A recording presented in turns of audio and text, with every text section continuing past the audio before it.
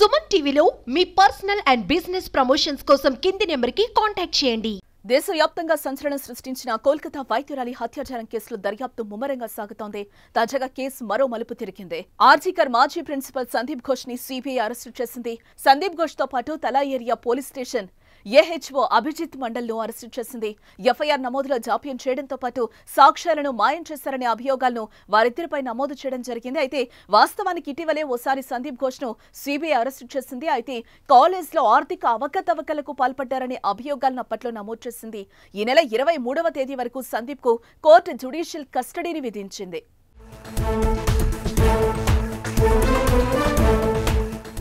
RG Kar hospital principal గా చేసిన సందీప్ ఘోష్ పై తీవ్రమైన ఆరోపణలున్నాయి. ఆగస్టు 9న ఘటన తర్వాత సాక్ష్యాలను తారుమారు చేయటం, కేసును తప్పుదోవ పట్టించేందుకు పోలీసులతో కలిసి ప్రయత్నించాడనే కథనాలు వినిపించాయి. ఘటన మరుసటి రోజే సెమినార్ హాల్లో మరమ్మత్తు పనులు చేయాలని కోరుతూ బెంగాల్ ప్రభుత్వ ప్రజాపనుల విభాగానికి ఆనాడు కాలేజ్ ప్రిన్సిపల్ హోదాలో సందీప్ ఘోష్ లేఖ రాశారు.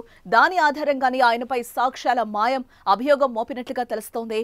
అలాగే నిందితుడితో కూడా ఈయనకు సంబంధాలు ఉన్నాయనే ఆరోపణలు సంచలనంగా మారాయి. ఇప్పుడు కేసు విచారణపై నివేదికను ఈ నెల 17లోగా సమర్పించమని సిబిఐని గత నెలలో కోల్కతా హైకోర్టు ఆదేశించడం జరిగింది. అయితే మరో 2 రోజుల్లో సమర్పించాల్సి ఉండగా ఇంతలోనే అతడిపై అభియోగాలు మోపి అరెస్టు చేయడం ఇప్పుడు చర్చనీయాంశమైంది.